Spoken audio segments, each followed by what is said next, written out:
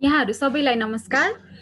आज मिति 2077 साल कार्तिक 27 गतेका दिन हामीले भर्चुअल माध्यमबाट नेपालमा कोभिड-19 महामारीको समयमा आत्महत्याको अवस्था सम्बन्धी लेखाजोखाको मुख्य नतिजाहरू सार्वजनिकीकरण कार्यक्रममा हाम्रो निमन्त्रणालाई स्वीकार गरी उपस्थित हुनुभएकोमा सम्पूर्णमा म बिभा नेउपानेको न्यानो अभिवादन। अहिले हामी कोभिड-19 को महामारीबाट गुज्रिरहेका छौं। नेपालमा दोस्रो संक्रमण पत्ता लगाइसकेपछि चैत्र 11 गतेदेखि हामी बन्दाबन्दीमा रहेको छौं र यो बीचमा संक्रमणको संख्या बढेर 2 लाख भन्दा बढी पुगिसकेको छ र अहिले कोभिड-19 को महामारीका कारण मृत्यु हुने संख्या पनि आजको मितिसम्ममा 1100 भन्दा बढी पुगिसकेको छ। कोभिड-19 महामारी सँगसँगै जोडिएर विभिन्न मनोसामाजिक समस्याहरू मानिसहरूमा देखा परेको छ। हामीले सुनेका पनि होलाौं, यो बन्दाबन्दीको सुरुवाती अवस्थामा विभिन्न सञ्चार माध्यमहरूले बन्दाबन्दीको कारणले आत्महत्या बढेको कुराहरू पनि देखाइरहनु भएको थियो भने यसको ठोस प्रमाणहरू चाहिँ भेटिएको देखिएको छैन। यो महामारीले अहिले मात्रै नभएर पछि लामो समयसम्म पनि मानसिक स्वास्थ्यमा असर गर्ने देखिन्छ। त्यसैले हामीले आत्महत्या रोकथामको लागि तत्कालीन योजनाहरू बनाउन जरुरी पनि छ। यसै सन्दर्भमा टिपिओ नेपालले यही 2020 को जुलाईदेखि अगस्तसम्म कोभिड-19 को समयमा आत्महत्या तथा आत्महानिको अवस्थाहरू हेर्नको लागि एउटा अध्ययन गरेको थियो र आज हामी यही अध्ययनको नतिजाहरू सार्वजनिकीकरण गर्नको लागि यहाँ आज यो कार्यक्रम गर्दैछौँ। आजको हाम्रो अब कार्यक्रम सुरु गर्न गइरहेका छौँ। आजको कार्यक्रमको अध्यक्षता ग्रहण गरिदिनु हुन टिपिओ नेपालको अध्यक्ष तथा TUTH IOM का प्रोफेसर डाक्टर मिता राणालाई म हार्दिक अनुरोध गर्न चाहन्छु। धन्यवाद बिभाजी। हजुर, आजको हाम्रो यस कार्यक्रमको अतिथिको रूपमा हुनुहुन्छ अस्ट्रेलियन एम्बेसीका कार्यवाहक राजदूत मिस जेनिफर ग्रान्ट कर्नो, साजे d'affaires, doctor Farindra Baral, senior medical journalist प्रमुख NCD and mental health section, epidemiology तथा रोग नियन्त्रण महाशाखा। नमस्कार। प्राध्यापक डाक्टर श्री सरोज प्रसाद ओझा, विभागीय प्रमुख, त्रिभुवन विश्वविद्यालय शिक्षण अस्पताल, इन्स्टिट्युट अफ मेडिसिन। नमस्कार। डाक्टर रोशन पोखरेल, स्वास्थ्य तथा जनसङ्ख्या मन्त्रालय प्रमुख विशेषज्ञ। नमस्कार, धन्यवाद। र साथसाथै विभिन्न NGO INGO-बाट उपस्थित हुनुभएका र यसै क्षेत्रमा आत्महत्या रोकथामका लागि काम गरिरहनुभएका सबैलाई यस कार्यक्रममा स्वागत गर्न चाहन्छु। र अब ढिला नगरिकन हामी चाहिँ कार्यक्रम अगाडि बढाउन चाहन्छौँ। आजको यस कार्यक्रममा हाम्रो निमन्त्रणालाई स्वीकार गर्नुभएर यहाँ उपस्थित हुनुभएको सम्पूर्ण अतिथिजनहरूलाई स्वागत गरिदिनु हुन म टिपिओ नेपालका टेक्निकल एडभाइजर सुरज कोइरालाज्यूलाई अनुरोध गर्न चाहन्छु। धन्यवाद विभाजी। मेरो आवाज सुनिएको छ? हजुर सर, हजुर। Thank you. एक्सेलेन्सी, कार्यवाहक राजदूत, अस्ट्रेलियन एम्बेसडर फर नेपाल, आदरणीय डाक्टर रोशन पोखरेल, प्रमुख विशेषज्ञ स्वास्थ्य तथा जनसङ्ख्या मन्त्रालय, प्रोफेसर सरोज प्रसाद ओझा, प्रमुख मानसिक स्वास्थ्य विभाग, त्रिभुवन विश्वविद्यालय शिक्षण अस्पताल, doctor Phanindra Baral, chief NCD and mental health section at EDCD, विभिन्न सङ्घ संस्थाबाट पाल्नुभएका प्रमुखज्यूहरू, प्रतिनिधिज्यूहरू र सम्पूर्ण सहभागी साथीहरू। विशेष गरी अघि विभाजीले अलिकति भन्नु नै भयो, विशेष गरी यो कार्यक्रमलाई यहाँहरूले आफ्नो अमूल्य समय यसको लागि एलोकेसन गरेर यो कार्यक्रममा सहभागी हुनुभएकोमा म टिपिओ नेपालको तर्फबाट र मेरो व्यक्तिगत तर्फबाट यहाँहरू सम्पूर्णमा हार्दिक धन्यवाद दिन चाहन्छु र यो कार्यक्रममा यहाँहरू सम्पूर्णलाई स्वागत गर्न चाहन्छु। र कोभिड-19 को महामारीपछि यो बन्दाबन्दी, त्यसबाट सिर्जित विभिन्न किसिमका सामाजिक, विभिन्न किसिमका आर्थिक समस्याहरू र त्यसले पारेको प्रभाव, त्यसमा पनि मानसिक समस्या र सँगसँगै आत्महत्याको कुरालाई विभिन्न मिडियाहरूबाट विभिन्न तरिकाबाट चाहिँ यो बढेको अथवा यसको विभिन्न किसिमका चाहिँ आयामहरू छन् भन्ने कुराहरू हामीले देख्न सुन्न पाएका छौँ। विशेष गरी यो अनुसन्धानबाट यो एसेसमेन्टबाट चाहिँ यसको साँच्चीकै अवस्था के रहेछ भन्ने कुराको सबै कुरा नभए पनि केही न केही यो अनुसन्धानले चाहिँ दिएको छ भन्ने आशा लिएको छु र यो आजको डिसेमिनेसनबाट चाहिँ यो कुराहरू यहाँहरू समक्ष जानकारी गराउने हाम्रो मुख्य उद्देश्य रहेको छ र यो सँगसँगै थोरै म 2 मिनट मात्रै यो टिपिओ नेपालको बारेमा चाहिँ अलिकति यहाँ केही सहभागीहरू नयाँ पनि हुनुहुन्छ। हाम्रो संस्था यो 2005 मा स्थापित भएको मनोसामाजिक क्षेत्रमा मानसिक स्वास्थ्यको क्षेत्रमा काम गर्ने संस्था हो र यसले विभिन्न मानसिक स्वास्थ्यको क्षेत्रमा अध्ययन अनुसन्धान पैरवी र विभिन्न किसिमका तालिमहरू रेन्ज अफ ट्रेनिङहरू चाहिँ सञ्चालन गर्ने र सँगसँगै आवश्यकता भएका व्यक्तिहरूलाई चाहिँ मानसिक स्वास्थ्य सहयोगको कार्यक्रमहरू पनि हामीले सञ्चालन गरिरहेका छौँ र अहिले हामी 15वटा भन्दा बढी जिल्लाहरूमा चाहिँ टिपिओ नेपाल सक्रिय छ र त्यसमा पनि धेरै जिल्लाहरूमा अहिलेको यो कोभिड-19 को मानसिक स्वास्थ्य सम्बन्धी र मनोसामाजिक सहयोग सम्बन्धी चाहिँ विभिन्न किसिमका कार्यक्रमहरू हामीले सञ्चालन गरिरहेका छौँ।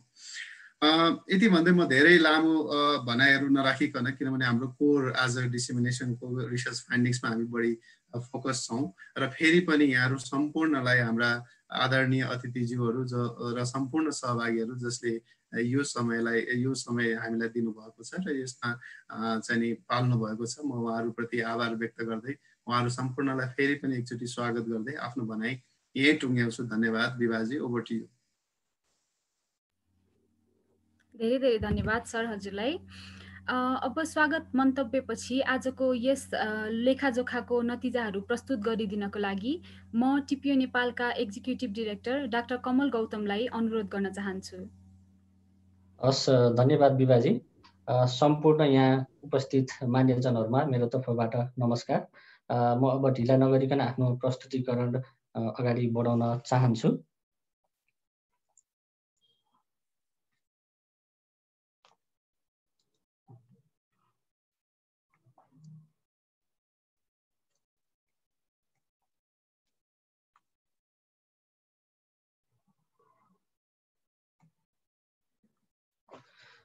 विभाजी, यो स्क्रिन देखिन्छ? हजुर सर, देखिन्छ। हस्, थ्याङ्क यू।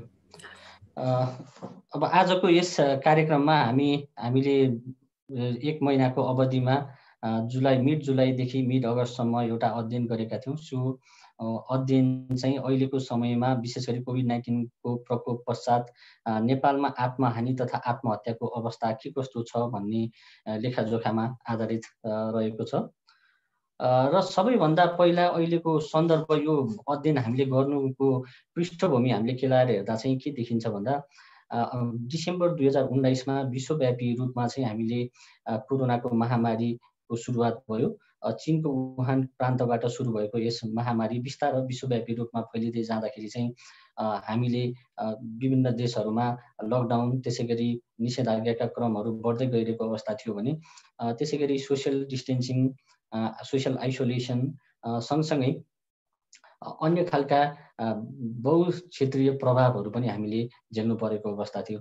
र यो अवस्थामा चाहिँ विभिन्न देशहरूमा ग्लोबली अध्ययनहरू पनि भएका छन् र केही उदाहरणहरू मैले यहाँ राखेको छु र यी अध्ययनहरू विभिन्न विशेष गरी ल्यान्डसेटमा प्रकाशित अध्ययन लगायत साउथ एसियामा भएका अध्ययनहरूले चाहिँ के देखाएको छ भन्दा पछिल्लो समयमा जुन एउटा इकोनोमिक रिसेसन भएको छ त्यसैगरी सोसियल डिस्टेन्सिङ र आइसोलेसनको कुराहरू कन्टिन्यू भइरहेको अवस्था छ र त्यसैगरी कोभिड-19 को महामारीसँग सम्बन्धित डर, संक्रमण हुने हो कि भन्ने डर लगायत यस्ता खालका समस्या सँगसँगै कोभिड-19 ले निम्त्याएको जुन एउटा विभेद तथा लान्छना छ यी सबै कारणले गर्दाखेरि चाहिँ आत्महत्याको दर बढ्दै गइरहेको छ भन्ने खालको तथ्याङ्क यी अध्ययनहरूले देखाएको छन्। अब विश्वव्यापी सन्दर्भ यस्तो भइरहेको हेर्दाखेरि यसमा के पनि प्रक्षेपण गरियो भन्दाखेरि युएसमा एउटा गरिएको अध्ययनमा लगभग 60,000 भन्दा बढी व्यक्तिहरूलाई चाहिँ समावेश गरिएको थियो र त्यो अध्ययनमा पहिलेदेखिकै हाम्रो डेटाहरू सबै तथ्याङ्क केलाएर हेरियो र अहिलेको अवस्थामा त्यसलाई चाहिँ एउटा मोडलिङ गरेर कस्तो चाहिँ हुन सक्छ भनेर देखाउँदाखेरि चाहिँ लगभग 5% को हाराहारीले चाहिँ आत्महत्या बढ्नेछ भन्ने खालको प्रक्षेपण पनि गरिएको छ। अब यो सन्दर्भमा हाम्रो नेपालमा के छ त भन्ने अवस्था केलाएर हेर्दाखेरि चाहिँ नेपालमा पनि विशेष गरी जुन चैतबाट हाम्रो लकडाउनको अवस्था सुरु भयो त्यसपछि विभिन्न पत्र पत्रिकाहरूमा अत्यधिक मात्रामा लेखहरू प्रकाशित भएको हामीले पाइरहेका छौँ। त्यसै गरी विभिन्न सञ्चारका माध्यमहरूले पनि नेपालमा आत्महत्याका घटनाहरू चाहिँ बढ्दै गइरहेको भनेर धेरै नै रिपोर्टिङ भएको हामीले पाएका छौँ। र अब वास्तविकता के हो त? के साँच्चै नै नेपालमा आत्महत्या तथा आत्महानिका घटनाहरू बढिरहेका छन् त यो अवस्थामा भन्ने एउटा कौतूहलता चाहिँ हामीलाई जाग्यो र एउटा मानसिक स्वास्थ्यको क्षेत्रमा काम गर्ने संस्थाको तर्फबाट चाहिँ हामीले अध्ययन अनुसन्धानलाई पनि एउटा प्रमोट गर्नुपर्छ र अहिलेको सत्य तथ्य अवस्था के हो त भनेर केलाउनका लागि चाहिँ टिपिओ नेपालले हामीले यस अध्ययनलाई चाहिँ जमर्को गरेका थियौँ। र यस क्रममा म अर्को एउटा अध्ययन पनि जोड्न चाहन्छु।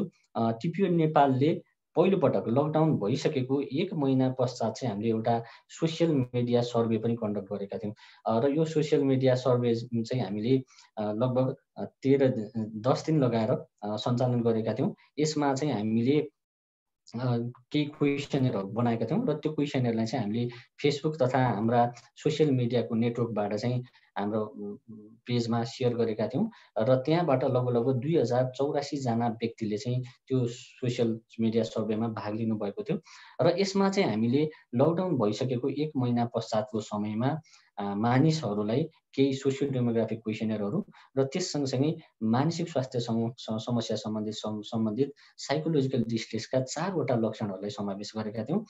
त्यसमा एउटा छटपटाहट, डर लाग्ने, त्यसै गरी अन्यल तथा चिन्ता र उदासीनता यस्ता खालका लक्षणहरू। यी 4वटा लक्षणहरू चाहिँ गत 2 हप्ताको समयमा तपाईँले कतिको महसुस गर्नुभयो भनेर हामीले सोधेका थियौँ र त्यसलाई चाहिँ हामीले लाइकट स्केलमा 4वटा उत्तर आउने गरी प्रतिक्रिया आउने गरी हामीले राखेका थियौँ र यो अध्ययनमा नेपालमा बसोबास गर्ने 2014 जना व्यक्ति जो नेपालमा बसोबास गर्नुहुन्छ उहाँहरूलाई चाहिँ हामीले एनालाइसिसमा समावेश गर्यौँ र यो गर्दा के देखियो त भन्दा यस अध्ययनमा 69% पुरुष र 31% महिला सहभागी हुनुभएको थियो र यस अध्ययनका क्रममा हामीले के पायौँ त भन्दाखेरि गत 2 हप्ताको समयमा प्राय जसो अधिकांश समय लगभग 50% व्यक्तिले यी 4वटा मध्ये कुनै न कुनै एउटा लक्षण चाहिँ निरन्तर रूपमा महसुस गरिरहेको पाइयो। त्यसै गरी 32% व्यक्तिहरूले चाहिँ 2 वा 2 भन्दा बढी साइकोलोजिकल डिस्ट्रेसका लक्षणहरू महसुस गरेको पाइयो। यो चाहिँ अधिकांश समय र यो हेर्दा सरस्वती हामीले के पायौँ भन्दाखेरि लकडाउनको अवधिमा चाहिँ मानिसहरूमा साइकोलोजिकल डिस्ट्रेस तथा त्रासका समस्याहरू चाहिँ बढ्ने क्रममा रहेछ भन्ने कुरा चाहिँ हामीले थाहा पायौँ र यही क्रममा अब यो समस्या कसलाई रहेछ त भनेर हामीले हेर्दाखेरि विशेष गरी महिला, त्यसै गरी अविवाहित व्यक्तिहरू, 25 वर्षभन्दा कम उमेर समूहका युवा युवतीहरू, त्यसै गरी 2 नम्बर प्रदेशमा बसोबास गर्ने व्यक्तिहरू र आर्थिक आफ्नो आम्दानी चाहिँ मासिक रूपमा 10,000 भन्दा कम कमाइ भएका व्यक्तिहरू चाहिँ प्रभावित रहेछन् भने गर्भवती, त्यसै गरी 2 वर्षभन्दा कम उमेर समूहका बच्चा जसको घरमा छ यस्ता खालका व्यक्तिहरू चाहिँ विभिन्न यस्ता साइकोलोजिकल डिस्ट्रेसका लक्षणहरूबाट अधिकांश समय प्रभावित भएको पाइयो र यस अध्ययनमा म के एउटा जोड्न चाहन्छु भने यो अध्ययनले पनि पछिल्लो समयमा चाहिँ मानिसहरूमा मनोत्रासको समस्या, साइकोलोजिकल डिस्ट्रेस, त्यसै गरी मानसिक स्वास्थ्य समस्याका केही लक्षणहरू चाहिँ सुरुवात भएका छन् है, अब चाहिँ के गर्नुपर्छ कि भन्ने खालको यसले पनि एउटा आकलन दिएको थियो र यो अध्ययन सँगसँगै अघि हामीले भनेका जुन विश्वव्यापी अध्ययन र नेपालमा पत्र पत्रिका तथा सञ्चार माध्यमहरूबाट आत्महत्याको कुराहरूलाई चाहिँ व्यापक रूपमा सञ्चार माध्यमहरूले प्रसारण गरेको अवस्थामा यसको आत्महानि आत्महत्याको अवस्था कस्तो छ भन्ने हिसाबले चाहिँ हामीले अध्ययन गर्न सुरु गरेका थियौँ र यो अध्ययनको क्रममा हाम्रो यसको मुख्य उद्देश्य चाहिँ के थियो त भन्दा अहिलेको अवस्थामा कोभिड-19 को महामारी सुरु भइसकेको पश्चातको समयमा नेपालमा आत्महानि तथा आत्महत्याको सत्य तथ्य रूपमा अवस्था कस्तो छ भनेर पत्ता लगाउनु नै हाम्रो अध्ययनको मुख्य उद्देश्य थियो र यस क्रममा हामीले नेपाल हेल्थ रिसर्च काउन्सिल बाट चाहिँ यस अध्ययन तथा अनुसन्धानको लागि अनुमति लिएका थियौँ र अनुमति प्राप्त भइसके पश्चात हामीले मिड जुलाईबाट हाम्रो फिल्ड वर्क र डेटा कलेक्सन चाहिँ सुरु गरेका थियौँ र यस अध्ययन चाहिँ यो एउटा मिश्रित खालको अध्ययन प्रणाली थियो। यसलाई मिक्स्ड मेथड स्टडी पनि हामीले भन्छौँ। यसमा क्वालिटेटिभ र क्वान्टिटेटिभ मेथड दुवै हामीले समावेश गरेका थियौँ र क्वालिटेटिभ जुन अध्ययन थियो यसको पार्टमा चाहिँ हामीले के गर्यौँ त भन्दा हामीले विशेष गरी मानसिक स्वास्थ्यका क्षेत्रमा काम गर्ने एक्सपर्टहरू विशेष गरी साइकियाट्रिस्ट तथा क्लिनिकल साइकोलोजिस्टहरू त्यसै गरी समुदायमा कार्यरत हाम्रो साइकोसोसियल काउन्सिलर्सहरू त्यसै गरी मिडियामा काम गर्ने जर्नलिस्टहरू त्यसै गरी सोसियोलोजिस्टहरू उहाँहरूलाई समावेश गरेर चाहिँ हामीले केही अन्तर्वार्ताहरू गरेका थियौँ र लगभग 16वटा अन्तर्वार्ता चाहिँ हामीले यो क्रममा लिएका थियौँ। त्यसै गरी यसको क्वान्टिटेटिभ पक्षमा चाहिँ हामीले भन्दाखेरि नेपाल प्रहरी विशेष गरी नक्सल पुलिस हेडक्वार्टरले चाहिँ एभ्री इयर एउटा म्यागजिन पब्लिस गर्छ CID म्यागजिन र त्यसमा चाहिँ आधिकारिक रूपमा नेपालमा हरेक वर्ष हुने गरेका आत्महत्याका घटनाहरू चाहिँ त्यस तथ्याङ्कले चाहिँ यथार्थपरक तथ्याङ्क दिने भएको हुँदा नेपाल प्रहरीको गत 4-5 वर्षको तथ्याङ्कहरू चाहिँ आत्महत्याका तथ्याङ्कहरू कति छन् त्यो तथ्याङ्क चाहिँ हामीले नेपाल पुलिसबाट लिएर त्यसको सेकेन्डरी डेटा चाहिँ हामीले एनालाइसिस पनि गरेका थियौँ र यो दुईटा प्रणालीलाई समावेश गरेर मिक्स मेथड टाइपको अध्ययन गरेका थियौँ र अब यसमा स्याम्पलिङ गर्दाखेरि चाहिँ हामीले अब अहिले नेपाल सङ्घीय प्रणालीमा गइसकेको अवस्थामा चाहिँ हामीले 7वटा प्रदेशबाट प्रतिनिधित्व हुने गरी हाम्रो जुन यो क्वालिटेटिभ इन्टरभ्युजहरू थियो त्यस अन्तर्वार्ताका क्रममा 7वटा प्रदेशमा कार्यरत हामीले अघि भनेका जुन स्टेक होल्डरहरू हुनुहुन्छ उहाँहरूलाई चाहिँ इन्टरभ्यूमा समावेश गरेका थियौँ ताकि यसले नेपालको ओभरअल अवस्था कस्तो छ त्यसलाई चाहिँ चित्रण गरोस् भन्ने हाम्रो मुख्य उद्देश्य थियो र अब हामी यो जुन बेला अध्ययन गर्दै थियौँ त्यो अध्ययनको बेलामा चाहिँ अलिकति लकडाउनको अवस्था र निषेधाज्ञाको अवस्था भएको हुनाले हामीले सबै इन्टरभ्यूलाई चाहिँ फिजिकल्ली इन पर्सन गर्न सकेनौँ। 14वटा अन्तर्वार्ता चाहिँ हामीले जुम स्काइप लगायत विभिन्न रिमोट माध्यमबाट गरेका थियौँ भने 2वटा अन्तर्वार्ता चाहिँ हामीले भेटेर नै उहाँहरूसँग प्रत्यक्ष रूपमा गरेका थियौँ। अब म यस अध्ययनको नतिजा के आयो त भन्ने बारेमा अबका केही स्लाइडहरूमा विश्लेषण गर्न चाहन्छु र हामीले यो अध्ययनको नतिजालाई विश्लेषण गर्दा के देखिन्छ भन्दा हामी 2072-73देखि लिएर 2076-77सम्मको तथ्याङ्क हेर्दा आत्महत्या चाहिँ क्रमशः हरेक वर्ष बढ्ने क्रममा पाइएको छ र यहाँहरू देख्न सक्नुहुन्छ नेपाल प्रहरीको आधिकारिक तथ्याङ्क अनुसार यस आर्थिक वर्षमा 2076-77को आर्थिक वर्षमा चाहिँ लगभग 6241 जनाले आत्महत्या गरेको पाइयो र यो चाहिँ गत वर्षभन्दा 8.46% बढेको पाइयो र यद्यपि यो सबै हामीले हेर्दाखेरि हरेक वर्ष नेपालमा आत्महत्या बढ्ने क्रममा रहेको यसले चित्रण गर्छ र बढ्ने क्रममा रहेको छ भन्ने कुरा यसले देखाइरहेको छ। त्यसै गरी अब हामीले यो सबै आर्थिक वर्षको तथ्याङ्क हेर्दाखेरि आत्महत्याको दर आत्महत्याको नम्बर सङ्ख्या हरेक वर्ष बढ्दै गएको अवस्था पाइरहेको अवस्थामा त्यस्तो भए हामीले अब लकडाउनको अवस्थामा चाहिँ के छ त भनेर हामीले यसलाई टुक्र्याएर यो गत 4 वर्षको तथ्याङ्कलाई चाहिँ 4 महिनाको हामीले तथ्याङ्क पनि हामीले केलाएर हेर्न खोज्यौँ र यस क्रममा हामीले 73-74देखि लिएर 76-77सम्मको पछिको तथ्याङ्क चैत वैशाख जेठ र असार 4 महिनाको तथ्याङ्कलाई हामीले केलाएर हेर्यौँ किनभने नेपालमा हाम्रो लकडाउन चाहिँ चैत महिनाबाट सुरु भएको थियो र त्यस बेला पछिको अवस्था चाहिँ के छ त भनेर हामीले यसलाई अझ टुक्र्याएर अझ हामीले माइक्रो लेभलमा एउटा एनालाइसिस गर्ने प्रयास गर्यौँ र यसमा के देखिन्छ भन्दाखेरि 2073-74देखि 76-77सम्म आउँदाखेरि यहाँले देख्न सक्नुहुन्छ क्रमशः आत्महत्याको दर बढ्ने क्रममा छ र 2074-75मा पहिलेको वर्षभन्दा 4.5% बढेको थियो भने 75-76मा 8.21% बढेको देखिन्छ र 76-77मा तपाईँहरूले हेर्नुहुन्छ भने 19.4% बढेको पाइन्छ हैन। अब यो हामीले हेर्दाखेरि बढेको तथ्याङ्क हामीले अवश्य देख्छौँ तर एउटा कुरा हामी यहाँ होसियार हुनुपर्ने के देखिन्छ भन्दा गत वर्षको भन्दा एकदमै धेरैमा 19% भनेको पहिलाको 8% बढेको अहिले 19% हेर्दाखेरि यो नम्बर चाहिँ सिग्निफिकेन्ट छ र पहिलेको वर्षभन्दा लकडाउनको अवस्थामा चाहिँ आत्महत्याको दर अझ बढेको कुरा चाहिँ यसले देखाउँदछ र यी तथ्याङ्कहरू म फेरि पनि दोहोऱ्याउन चाहन्छु हामीले नेपाल प्रहरीको तथ्याङ्कमा आधारित रहेर यसलाई विश्लेषण गरेका छौँ। अब त्यसो भए हामीले यो क्वान्टिटेटिभ हाम्रो जुन डेटा थियो मैले यहाँहरू समक्ष प्रस्तुत गरेँ र अब हाम्रो क्वालिटेटिभ अध्ययन जुन हामीले अन्तर्वार्ता गरेका थियौँ ती अन्तर्वार्ताहरूबाट आएका केही नतिजाहरू म यहाँहरू समक्ष राख्न चाहन्छु। र यसमा अहिले हामीले अन्तर्वार्ताको क्रममा नेपालमा अहिले कोभिड-19 को महामारी पश्चात मानसिक स्वास्थ्य समस्याको अवस्था चाहिँ कस्तो छ त भनेर हामीले केलाउँदाखेरि के देखिन्छ भन्दा मानसिक स्वास्थ्य समस्या तथा मनोसामाजिक समस्या चाहिँ कोभिड-19 को महामारी पछि बढेको छ भन्ने कुरा चाहिँ हाम्रो काउन्सिलरदेखि लिएर कमिटीमा कार्यरत काउन्सिलरदेखि लिएर एक्सपर्टहरू सबैजनाले चाहिँ यो समस्या चाहिँ बढेको छ है भन्ने कुरा उहाँहरूको स्वर थियो।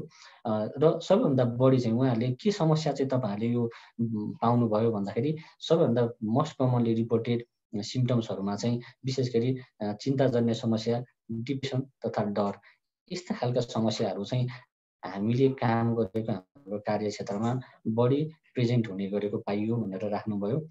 त्यस सँगसँगै तनाव, त्यसै गरी फ्रस्ट्रेसन, दिगदारीपन र निराशाविहीन एक्लोपना महसुस गर्ने यस्ता खालका लक्षणहरू पनि अझ प्रचुर मात्रामा बढ्दै गइरहेको पाइयो भन्ने कुरा चाहिँ उहाँहरूले राख्नुभएको थियो। र अर्को एउटा कुरा चाहिँ म यहाँहरू समस्या के जोड्न चाहन्छु भन्दा विशेष गरी दीर्घकालीन मानसिक स्वास्थ्य समस्याहरू जस्तै लागु औषधको दुर्व्यसनी, त्यसै गरी सिजोफ्रेनिया लगायत बाइपोलर डिसअर्डर भएका व्यक्तिहरू जो दीर्घकालीन यस्ता खालका समस्याबाट पीडित थिए त्यस्ता व्यक्तिहरूमा चाहिँ अहिलेको समयमा रोग बल्झिएको र लक्षण अझ गम्भीर लक्षणको गम्भीरता रोगको गम्भीरता अझ प्रचुर मात्रामा बढ्दै गइरहेको छ भन्ने कुरा चाहिँ हाम्रो एक्सपर्ट तथा समुदायमा कार्यरत साथीहरूले राख्नुभएको थियो। र यहाँ मैले यहाँहरू समक्ष केही उहाँहरूले भन्नुभएका स्टेटमेन्ट वा कोट्सहरूलाई राखेको छु। एउटा उदाहरणको लागि हाम्रो काउन्सिलरले राख्नुभएका कुरा अहिलेको समयमा चाहिँ उहाँहरू चाहिँ एकदम त्रसित हुनुहुन्छ, डराएको हुनुहुन्छ। यसले गर्दाखेरि चाहिँ उहाँहरूलाई मानसिक स्वास्थ्यमा प्रभाव पारेको भन्ने कुरा चाहिँ उहाँले राख्नुभएको छ। त्यसै गरी सुदूरपश्चिमको एकजना साइकियाट्रिस्टको कोट मैले यहाँ राखेको छु। उहाँ के भन्छ भन्दा पहिले मानिसहरूले चाहिँ जिल्ला लगायत विभिन्न ठाउँबाट क्लिनिकमा गएर चाहिँ जचाएर मानसिक स्वास्थ्य सम्बन्धी आफ्नो उपचार औषधि उपचार गराइरहनु भएको थियो। तर अहिलेको अवस्थामा लकडाउनले गर्दाखेरि चाहिँ आफ्नो विशेषज्ञलाई भेट्न पाउनु भएको छैन, मेडिसिनहरू सकिएको छ। अब यी सबै कारणले गर्दाखेरि चाहिँ उनीहरूको बिमारी बल्झेको छ, बढ्दै गइरहेको छ भन्ने कुरा चाहिँ यो एउटा स्टेटमेन्टले पनि प्रकाश पार्छ। त्यसै गरी हामीले उहाँहरूसँग अन्तर्वार्ताका क्रममा अहिलेको अवस्थामा आत्महत्याको अवस्था चाहिँ के छ त, आत्महानि आत्महत्याको अवस्था कस्तो छ त भनेर पनि प्रश्न गरेका थियौँ। र त्यो प्रश्नमा आधारित गरेर नतिजा हामीले हेर्दाखेरि चाहिँ के देखिन्छ भन्दा हाम्रो एक्सपर्टहरूले विशेष गरी साइकियाट्रिस्टहरूले चाहिँ अब हरेक वर्ष आत्महत्या चाहिँ बढ्ने क्रममा रहेको छ। यो वर्ष पनि आत्महत्या चाहिँ पहिलेको ट्रेन्डमै बढेको छ र यो कोभिड-19ले यसमा थप आत्महत्याको दरलाई चाहिँ बढाएको छैन है। यो पहिलेको जस्तै बढ्ने ट्रेन्ड जुन छ त्यसैमा छ भन्ने खालको कुरा राख्नुभएको थियो।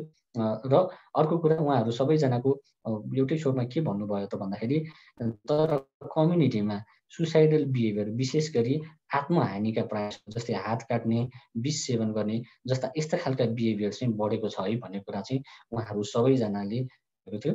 अब यसमा एउटा कोट मैले राखेको छु र के भन्नुहुन्छ भन्दा अब पहिले औषधि खाइरहेका व्यक्तिहरू चाहिँ अब अहिले बल्झिएको हुनाले उहाँहरूले चाहिँ कतिपय व्यक्तिहरूले चाहिँ आत्महानि गर्ने खालको प्रयास पनि गर्नुभएको छ। अब यो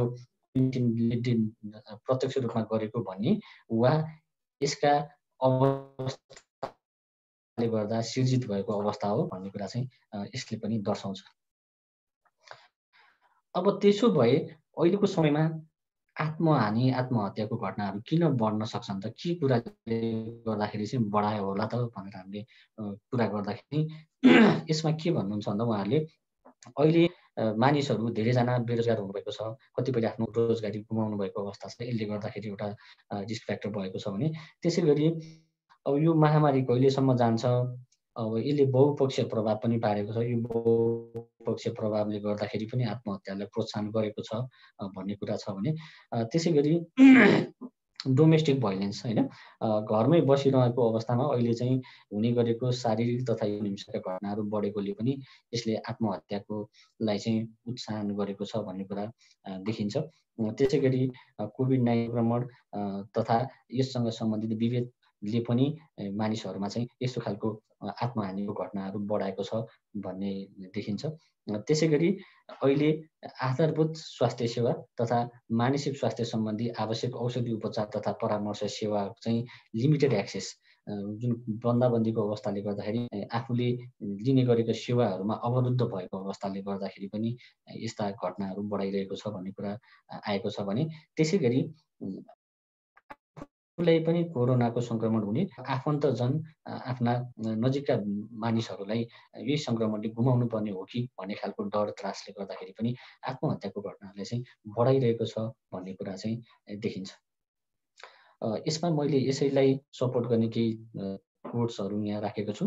जस्तै आफ्नो साथीभाइहरू गुमाएको अवस्था र यो संक्रमणले गर्दाखेरि विभेद भएको अवस्थाले पनि उनीहरूलाई आत्महत्या गर्न प्रोत्साहन गरेको छ भन्ने कुरा।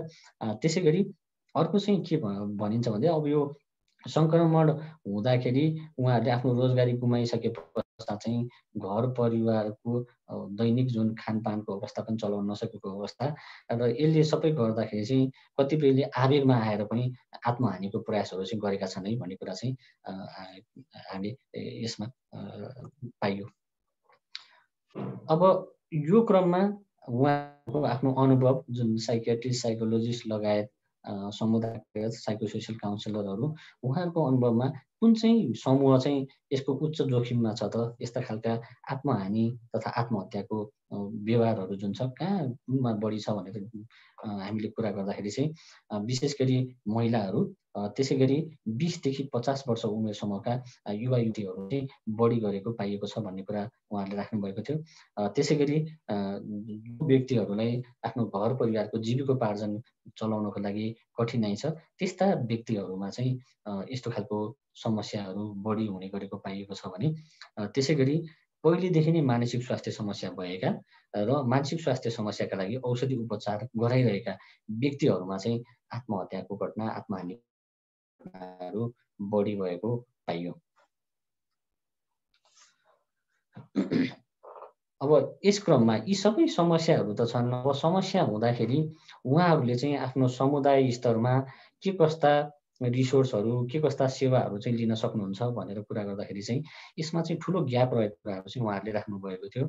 अब विशेष गरी समुदाय स्तरमा चाहिँ व्यक्तिहरूले गएर मानसिक स्वास्थ्य सम्बन्धी सेवा तथा परामर्श लिनको लागि चाहिँ धेरै स्रोत साधनहरू छैनन्। यी स्रोत साधन चाहिँ एकदमै सीमित छ भन्ने कुराहरू उहाँले राख्नु भएको थियो भने त्यसै गरी सहर केन्द्रित विशेष गरी मानसिक स्वास्थ्य सम्बन्धी उपचारात्मक सेवाहरू चाहिँ ठुला ठुला सहरमा मात्र केन्द्रित रहेको तथा दूर दराज रहेका व्यक्तिहरूले चाहिँ मानसिक स्वास्थ्य सेवा चाहिँ नपाएको अवस्थाले गर्दाखेरि पनि यो चाहिँ एउटा सीमित स्रोत साधनले गर्दाखेरि पनि यो समस्या बढाएको छ भन्ने कुरा पाइयो भने त्यसै गरी केही जुन काउन्सिलिङ सम्बन्धी सेवाहरू र प्राथमिक जुन मानसिक स्वास्थ्य उपचार सम्बन्धी सेवाहरू छन् ती चाहिँ केही जिल्लामा मात्र केही सीमित क्षेत्रहरूमा मात्र रहेको र त्यही पनि सङ्घ संस्थाहरूले गरेका कार्यक्रमहरू केही क्षेत्रमा सीमित अवधिलाई मात्र हुँदाखेरि यसको निरन्तरता नहुने र त्यसले गर्दा उपचारमा एउटा ग्याप हुने अवस्था पनि रहेको छ भन्ने कुराहरू चाहिँ हाम्रा एक्सपर्ट्सहरू त्यसै गरी कमिटीमा काम गर्ने काउन्सिलरहरूले राख्नुभएको थियो। तर यस सँगसँगै एउटा राम्रो कुरा चाहिँ के राख्नुभयो भने उहाँहरूले अहिलेको समयमा जुन यो टेली मेन्टल हेल्थ सर्भिस सुरु भएको छ टेली मेन्टल हेल्थ सर्भिसले पनि कतिपय व्यक्तिहरू दूर दराजमा बसेर पनि फोनबाट निःशुल्क रूपमा उहाँहरूले साइकियाट्रिस्ट लगायत साइकोलोजिस्ट तथा काउन्सिलरहरूसँग चाहिँ मनोविमर्श तथा कन्सल्टेसन सर्भिस लिन पाउनु भएको छ। यसले चाहिँ एउटा थप आयाम थपेको छ भन्ने कुरा चाहिँ उहाँहरूले राख्नुभएको थियो। अब अन्त्यमा यसको लिमिटेसन्स हाम्रो अध्ययनको हरेक अध्ययनको एउटा आफ्नो केही न केही सीमितता हुन्छ र हाम्रो अध्ययनको एउटा सीमितताको कुरा गर्दाखेरि चाहिँ हामीले 7वटा प्रदेश सकेसम्म 7वटा प्रदेशबाट साइकियाट्रिस्ट साइकोलोजिस्ट त्यसै गरी एक्सपर्ट लगायत अन्य व्यक्तिहरूलाई हामीले यसमा समावेश गर्ने प्रयास गरेका थियौँ। तथापि यस अध्ययनमा जुन हामीले भन्यौँ हामीसँग विभिन्न खालका जुन यो तथ्याङ्कहरू छन् यो तथ्याङ्कले नेपालको सम्पूर्ण अवस्थालाई रिप्रेजेन्ट नगर्न पनि सक्छ र यो तथ्याङ्कका आधारमा रहेर हामीले विश्लेषण गर्दा नेपालको सत्यपरक अझ अवस्था योभन्दा अझ फरक पनि अझ बढी पनि हुनसक्छ कि भन्ने एउटा हामीले आकलन गर्न सक्छौँ भने अर्को कुरा चाहिँ यही अध्ययन सँगसँगै जुन हाम्रो मिश्रित प्रणालीमा गरिएको अध्ययन थियो यस सँगसँगै हामीले फिल्ड लेभलमा चाहिँ मानिसहरूमा अहिलेको अवस्थामा आत्महानि सम्बन्धी सोचहरू कस्तो छ व्यवहारहरू गरिएको छ कि छैन एउटा सर्वे गरेको भए चाहिँ अझ यो सर्वेले चाहिँ यसको फाइन्डिङलाई अझ प्रस्फुटन गर्थ्यो कि भन्ने चाहिँ एउटा हामीलाई लागेको छ र यसमा आधारित रहेर केही म यहाँहरू समक्ष रिकमेन्डेसन्सहरू पनि राख्न चाहन्छु र यो अध्ययनले के रिकमेन्डेसन गर्छ भन्दाखेरि समुदाय स्तरमा अझ पनि मानसिक स्वास्थ्य सम्बन्धी आत्महत्या सम्बन्धी चाहिँ खुलेर कुरा गरिँदैन र सँगसँगै यो कोभिड-19सँग सम्बन्धी चाहिँ विभिन्न खालका इन्फर्मेसनहरू गलत सूचनाहरू पनि मानिसहरूले विभिन्न सञ्चार माध्यम तथा फेसबुकहरूबाट पाइरहेका छन् यसले गर्दा नचाहिने रूपमा तनावहरू थपेको देखिन्छ यसलाई क्लियर गर्नको लागि जनचेतनामूलक कार्यक्रमहरू व्यापक रूपमा अगाडि बढाउनुपर्छ भन्ने कुरा पाइयो दोस्रो चाहिँ अब जो समुदाय चाहिँ यो आत्महानिको जोखिममा छ त्यस्ता समुदायलाई चाहिँ हामीले एउटा डेजिग्नेटेड सपोर्ट चाहिँ प्रवाह गर्नुपर्छ नत्र यो घटनाहरू अझ बढ्न सक्छ भन्ने खालको एउटा रिकमेन्डेसन रहेको छ भने त्यसै गरी जुन अघि हामीले भन्यौँ समुदाय स्तरमा सेवाको सीमितता रहेको हुँदा दूर दराजमा बस्ने व्यक्तिहरूलाई चाहिँ समुदाय स्तरमा आधारित मानसिक स्वास्थ्य तथा मनोसामाजिक सहयोग सम्बन्धी सेवाहरूलाई चाहिँ हामीले विस्तार गर्दै लाने र उहाँहरूको पहुँचमा पुर्याउन सक्ने खालको कार्यक्रमहरू गर्नुपर्छ भन्ने चाहिँ यसले सिफारिस गर्दछ भने त्यसै गरी समुदायमा अझ पनि हाम्रा केही सपोर्ट सिस्टमहरू छन् विशेष गरी स्वास्थ्य त्यसै गरी शिक्षा लगायत संरक्षण सम्बन्धी जुन प्रणालीहरू छन् यस्ता खालका प्रणालीहरू चाहिँ एकअर्कामा मिलेर समुदाय स्तरमा हामीले अझ व्यापक परिचालन गर्न सक्यौँ भने यसले पनि समुदायमा आत्महानिको घटनाहरूलाई चाहिँ घटाउन सक्छ भन्न सकिन्छ त्यसै गरी आत्महत्या रोकथाम भनेको चाहिँ यो एउटा बहुपक्षीय समन्वय तथा सहकार्यमा गरिने कार्यक्रम हो यसका लागि चाहिँ मल्टिसेक्टरल कोअर्डिनेसन र कोलाबोरेसन चाहिँ अझ सुदृढ गराउनुपर्छ र यो चाहिँ हरेक प्रदेशदेखि लिएर सङ्घदेखि लिएर प्रदेश तथा स्थानीय स्तरसम्म यस्तो खालको प्रणालीलाई चाहिँ हामीले अझ सुदृढ तुल्याउनु पर्छ भन्ने खालको एउटा सिफारिस हामी गर्न चाहन्छौँ र यो सँगसँगै अहिले जुन हामीले तथ्याङ्क भन्यौँ यो तथ्याङ्क लिने क्रममा हामीले के पायौँ भन्दा नेपाल प्रहरीकै तथ्याङ्क पत्र पत्रिकामा आएका तथ्याङ्क पनि के देखिन्छ भन्दा एकपटक आएको तथ्याङ्क अर्को पटक आउँदाखेरि त्यो तथ्याङ्क उल्टिएर आएको अवस्था र यो तथ्याङ्क नै आधिकारिक हो कि होइन भनेर हामी प्रहरीसँग बारम्बार हामीले उहाँहरूसँग सम्पर्क गर्दाखेरि पनि यो एउटा कन्फ्युजनको स्टेट छ होइन त्यो भएको हुनाले र अब यो जुन हामीसँग तथ्याङ्क छ यसले चाहिँ नेपालमा कम्प्लिटेड सुसाइड वा आत्महत्या भएका मृत्यु भएका व्यक्तिहरूको मात्र तथ्याङ्क दिन्छ के भनिन्छ भन्दा जुन व्यक्तिले आत्महत्या गर्छ त्यसको 20 गुणा बढी व्यक्तिहरूले आत्महानिको प्रयास गर्छन् भने कति व्यक्तिले चाहिँ आत्महानिको अवस्थामा छन् कति व्यक्तिहरूले त्यस्तो प्रयास गरे भन्ने तथ्याङ्क हामीसँग छैन त्यो भएको हुँदा एउटा व्यवस्थित खालको सूचना प्रणाली हामीले विकास गर्नुपर्छ जसले चाहिँ नेपालको समष्टिगत रूपमा एउटा आत्महानि तथा आत्महत्याको अवस्थालाई चाहिँ विश्लेषण गर्छ यस्तो खालको प्रणालीलाई चाहिँ हामीले विकास गर्नुपर्छ भन्ने पनि हामीले एउटा सिफारिस गर्न चाहन्छौँ त्यसै गरी आत्महत्या तथा आत्महानिको बारेमा अहिले भर्खरै एउटा जुन नेपाल हेल्थ रिसर्च काउन्सिलले गरेको मेन्टल हेल्थ सर्वेबाट केही फाइन्डिङ्सहरू आएको छ यद्यपि अझ वाइडर कन्टेक्स्टमा ब्रोडर कन्टेक्स्टमा विशेष गरी माइग्रेन्ट पपुलेसनहरू छन् हिंसाबाट पीडित व्यक्तिहरू छन् त्यसै गरी हाम्रो इकोलोजिकल जोन्स अनुसार हिमाल पहाड तराई पनि रहेको देशमा नेपालको ओभरअल आत्महत्याको अवस्था कस्तो छ भनेर अझ बृहत रूपमा चाहिँ अध्ययन गर्नुपर्छ भन्ने पनि हामी सिफारिस गर्न चाहन्छौँ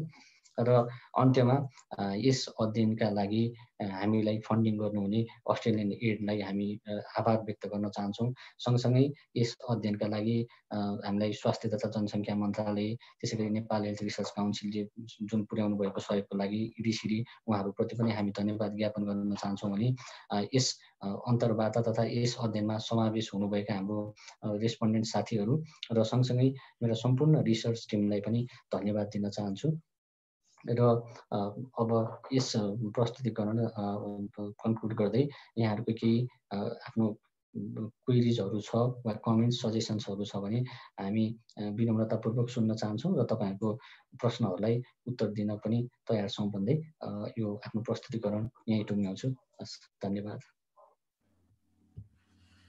ओभर टु यु दुर्गाजी धेरै धेरै धन्यवाद डाक्टर कमल हजुरलाई यो महामारीसँगै हाम्रो देशमा भएको लकडाउन पश्चात मानिसहरूमा अब मानसिक स्वास्थ्य समस्याहरू बढेको छ भन्ने कुरा हजुरले भनिसक्नुभयो।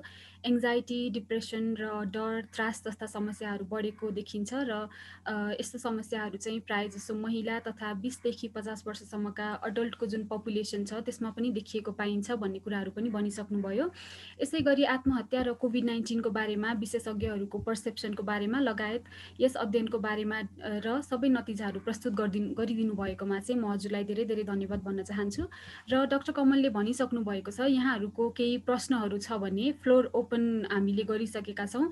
हजुरहरूलाई लागेको प्रश्नहरू चाहिँ एक एक गरी सोध्न सक्नुहुनेछ।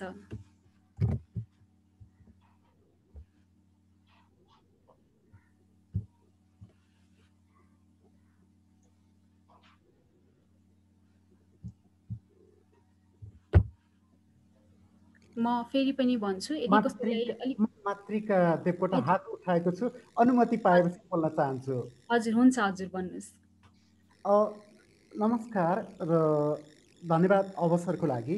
म आफै पनि आत्महत्या प्रयासबाट बाँचेर सर्भाइभर र त्यो क्रममा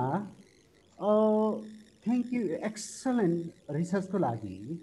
र हामी पनि नेपाल सरकारको एउटा कन्ट्रिब्युसन, एउटा स्ट्राटेजीलाई, प्लानिङलाई भनौँ न, यो सबै हामी सबैको दायित्व हो। जुन 2015 to 30 दिगो विकास लक्ष्यमा जुन यो 2015 को 16.5बाट घटाएर 2030 यो 4.2 झार्ने भन्ने जुन नेपाल सरकारको प्लान छ, एसडिजी गोल छ, र जुन भोलिन्टियरली पिरियडिक रिपोर्ट पनि नेपाल सरकारको युएनमा सब्मिट भएको छ, त्यो अनुसार यहाँ अरूले ग्याप के देख्नुहुन्छ? किन जस्तो एकातिर भनौँ न, नेपाल एसडिजीको गोल अनुसार घटाउने 14.2 चाहिँ 2019 झार्ने 16.5बाट भनेर भनिएको छ भने अब यो 2020 21.5 पर 100,000 गएको छ। यसको लागि हामीले चाहिँ कहाँनिर चुक्यौँ? हामीले काम गर्दा गर्दै नै यो भनौँ न अगेन्स्ट जुन प्लानको इन्डिकेटर भन्दा माथि बढेको छ कि ग्याप के होला? अब के गर्नु पर्ला? विशेष गरेर अझै गार्जियन राज्यकोबाट के भइरहेको होला राज्यबाट, र हामी सिभिल सोसाइटीले कसरी कन्ट्रिब्युट गर्न सक्छौँ होला जुन नेपाल सरकारको एसडिजी प्लानमा र अलिकति वाइडर रूपमा। र त्यसको लागि आज प्रमुख विशेषज्ञज्यू पनि यहीँ हुनुहुन्छ स्वास्थ्य मन्त्रालयबाट, र अति आदरणीय माननीय व्यक्तित्वहरू हुनुहुन्छ। यो सरकारको प्लान एकातिर छ भने एकातिर बढेर गयो, हामीले गर्दा गर्दै हो कि अरू हामीले चाहिँ रिफ्लेक्सन केही गर्न आवश्यकता हो कि? त्यो कुरा पनि यो रिसर्चमा केही आएको छ कि? हजुर, धन्यवाद मातृका सरलाई प्रश्नको लागि। अत्यन्त राम्रो प्रश्न। र यो अध्ययनका क्रममा मैले अघि पनि केही रिकमेन्डेसन्सहरू राखेको थिएँ, र यस क्रममा रिकमेन्डेसन्सहरू चाहिँ हामीले जुन अहिले पछिल्लो समय मानसिक स्वास्थ्य तथा मनोसामाजिक कार्यक्रमहरू नेपाल सरकारले पनि प्राथमिकताका साथ अगाडि बढाइरहेको अवस्था भए तापनि अझ पनि अब कतिपय अवस्थामा चाहिँ अघि पनि हामीले भन्यौँ, कतिपय व्यक्तिहरूले औषधि खाइरहेको व्यक्तिहरूको उपचारमा ग्याप भइरहेको अवस्था, त्यसै गरी लकडाउन अनि ट्राभल रेस्ट्रिक्सन्सले गर्दाखेरि चाहिँ आफूले सेवा लिइरहेका स्वास्थ्यकर्मी, साइकियाट्रिस्टहरूलाई, सेवा प्रदायकहरू, मनोविमर्शकर्ताहरूसँग भेट्न नपाएको अवस्था पनि अघि हामीले राख्यौँ। र सायद मलाई लाग्छ यो अहिलेको अवस्थामा आत्महत्या बढ्नुको मुख्य जुन समस्या चाहिँ यससँग सम्बन्धित आर्थिक, पारिवारिक, सामाजिक जुन मल्टिसेक्टरल इम्प्याक्ट छ त्यसले गर्दाखेरि पनि बढेको छ भन्ने कुरा चाहिँ यस अध्ययनका क्रममा आएको थियो भने सँगसँगै औषधि उपचार पहिलेदेखि रोग भएका व्यक्तिहरूले उपचार तथा परामर्शमा निरन्तरता दिनलाई कठिनाइ भएको अवस्थाले गर्दाखेरि पनि जुन रोग बल्झिएको अवस्था र लक्षण बढेको अवस्थाले चाहिँ पहिले आत्महत्या बढेको हो कि भन्ने कुरा चाहिँ यसले देखाउँछ। र सँगसँगै यहाँको प्रश्नको थप उत्तरको लागि हाम्रो प्रमुख विशेषज्ञ तथा साइकियाट्रिस्ट डाक्टर रोशन पोखरेलज्यू र इडिसिडीबाट मेन्टल हेल्थको focal lead doctor Phanindra Prasad बरालज्यूले पनि पछि क्लियर गर्नुहुनेछ भन्ने पनि अपेक्षा राख्न चाहन्छु।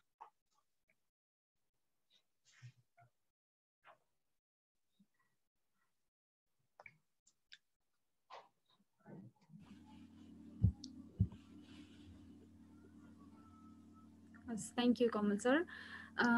हामीसँग अरू केही प्रश्नहरू छ भने ह्यान्ड रेज गरेर चाहिँ तपाईहरूले सोध्न सक्नुहुन्छ। मैले च्याट बक्समा पनि थोरै प्रश्नहरू क्वेरिजहरू देखिरहेको छु। म चाहिँ डाक्टर कमललाई रेस्पोन्स गरिदिनु हुनको लागि चाहिँ आग्रह गर्न चाहन्छु।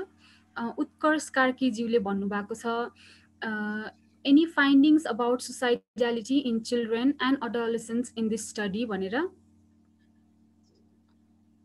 हजुर, थ्याङ्क यू डाक्टर उत्कर्ष। अब यसमा विशेष गरी हामीले अघि पनि भन्यौँ र आत्महत्याको जुन प्रश्नको लागि हामीले ओभरअल गरेका थियौँ, यसमा बालबालिका तथा एडोलेसेन्टहरूमा मात्र केन्द्रित नरहेर नेपालको जनरल अवस्थाको लागि चाहिँ हामीले हेरेका थियौँ। र यो क्रममा अघि पनि हामीले भन्यौँ कि फिमेल जेन्डर त्यसै गरी 20 देखि 50 वर्ष उमेर समूहका व्यक्तिहरूमा चाहिँ यो आत्महानिको घटनाहरू बढी भएको छ भन्ने कुरा चाहिँ हाम्रो विशेषज्ञज्यूहरू त्यसै गरी समुदायमा कार्यरत हाम्रो कम्युनिटी लेभलका साइकोसोसियल काउन्सिलरहरूले राख्नु भएको थियो। र यसमा हामीले स्पेसिफिकल्ली एडोलेसेन्ट्सहरूमा चाहिँ कति छ त भन्ने कुरा चाहिँ हाम्रो अध्ययनले चाहिँ समावेश गरेको छैन। Thank you. Thank you. मैले डाक्टर फरेन्द्र बरालले पनि ह्यान्ड रेज गरिराख्नु भएको देख्दैछु। डाक्टर फरेन्द्र बराल, हजुरले लागेको प्रश्नहरू भन्न सक्नुहुनेछ है? धन्यवाद विभाजी। मैले एउटा सानो क्वेरी, सर्वप्रथम त अब यस क्षेत्रमा यो मानसिक स्वास्थ्य र सुसाइड प्रिभेन्सनमा चाहिँ यो टिपिओ नेपालले हुन त धेरै अगाडिदेखि यस्तै रिसर्च बेस धेरै कार्यक्रमहरू गर्दै आएको छ, हामी जानकार पनि छौँ र यो पनि एउटा सानो प्रयास।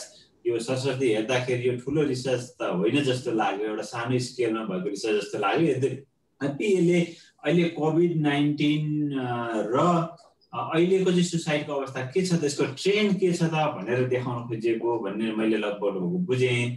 तर मेरो अहिले यो सेसनमा क्वेरी सेसनमा चाहिँ यहाँले 72-73बाट अहिले 76-77 सम्मको डाटा प्रस्तुत गर्दै गर्दाखेरि एनुअल इन्क्रिजमेन्ट सरदरमा 6 to 8.4% होइन, अराउन्ड 6 to 8% को रेन्जमा प्रस्तुत गर्नुभयो। तर मलाई एट द सेम टाइम यो चाहिँ यो पिरियडको पपुलेसन स्टार्टिङ भएर यो रेट मात्रै बढेको हो कि पपुलेसन पनि बढ्या छ अनि पपुलेसन बढिसकेपछि स्वत केस पनि बढेको हो र त्यसका आधारमा हामीले रियल ट्रेन्ड यति पर्सेन्टले बढेको छ भन्न मिल्ने कि नमिल्ने?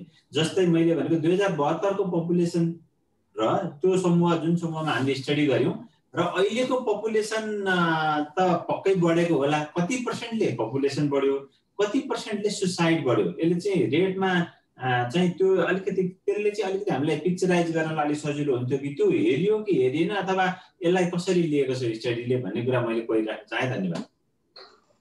हस्, थ्याङ्क यू फणिन्द्र सर। अब यस क्रममा अब नेचुरल्ली हामीले जुन भन्छौँ पपुलेसन नेचुरल्ली नै इन्क्रिज हुने ट्रेन्डमा छ नेपालको र 2072-73 को भन्दा पक्कै पनि अब अहिले हाम्रो जनसङ्ख्या निकै बढेको अवस्था छ र हाम्रो अध्ययनले चाहिँ टोटल नेपालको जनसङ्ख्या मध्ये जति व्यक्तिहरूले आत्महत्या गरे त्यो तथ्याङ्क नेपाल प्रहरीबाट प्राप्त तथ्याङ्कलाई मात्र हामीले केलाएका छौँ। यद्यपि नेचुरल इन्क्रिज इन पपुलेसन त्यो ग्रोथ रेट कति छ र त्यो सँगसँगै सुसाइडको ग्रोथ रेट कति छ भनेर चाहिँ हामीले केलाएर हेरेका छैनौँ। यसका लागि चाहिँ हामीले यो अध्ययनबाट अहिले नगरे तापनि हामीले अब फर्दर हाम्रो 2072-73 को जनसङ्ख्यादेखि लिएर हालसम्मको हाम्रो तथ्याङ्क कति छ त्यसलाई चाहिँ पपुलेसन तलाई चाहिँ केलाएर हेर्ने हो भने हामीले यो रेट चाहिँ क्याल्कुलेसन गर्न सक्छौँ जस्तो लाग्छ सर। धन्यवाद। म अर्को एउटा के कुरा पनि जानकारी गराउन चाहन्छु भने हामीले चाहिँ समरी रिपोर्ट पनि हजुरहरूलाई सेयर गर्नेछौँ। त्यो समरी रिपोर्टबाट पनि यदि हजुरहरूलाई अझै केही क्वेरिजहरू छ त्यो समरी रिपोर्ट हेरेर पनि हजुरहरूले हामीलाई इमेल मार्फत पनि सम्पर्क गर्न सक्नुहुनेछ। समरी रिपोर्ट चाहिँ हामीले हजुरहरूलाई सेयर गर्नेछौँ। मैले अर्को एउटा पनि प्रश्न देखिरहेको छु च्याट बक्समा।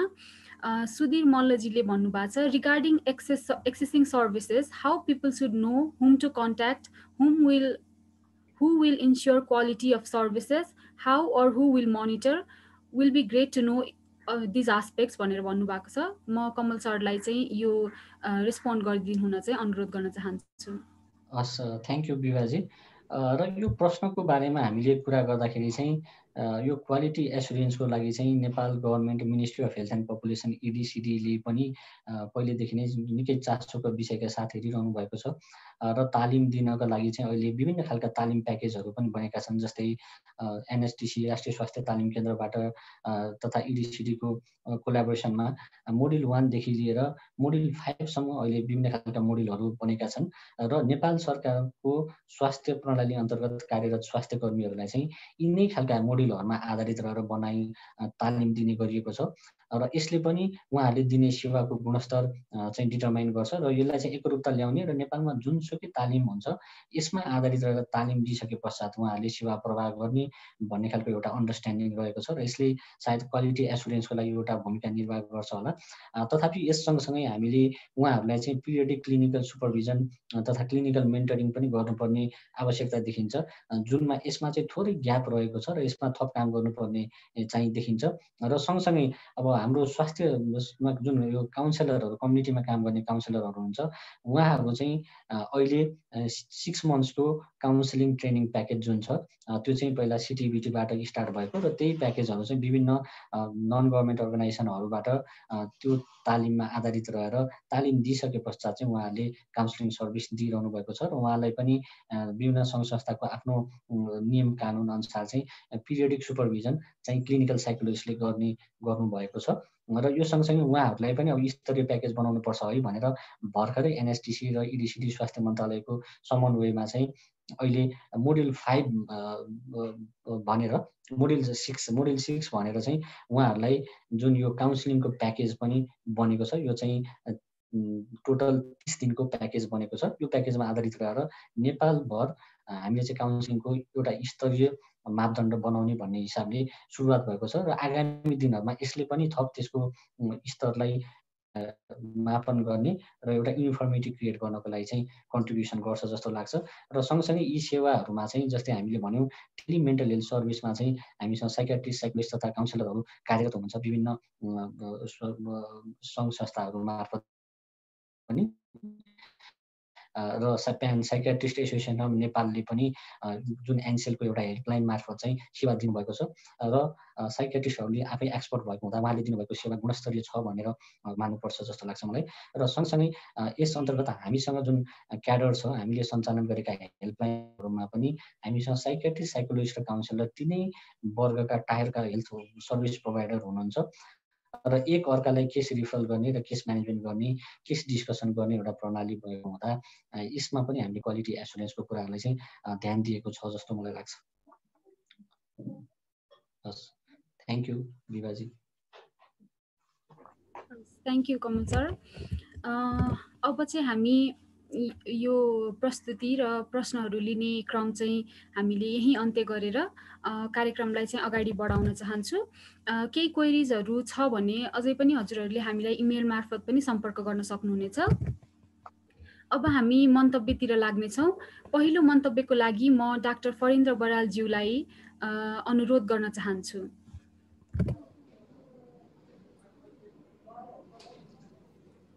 हजुर, नमस्कार एन्ड धन्यवाद विभाजी। सर्वप्रथम त यस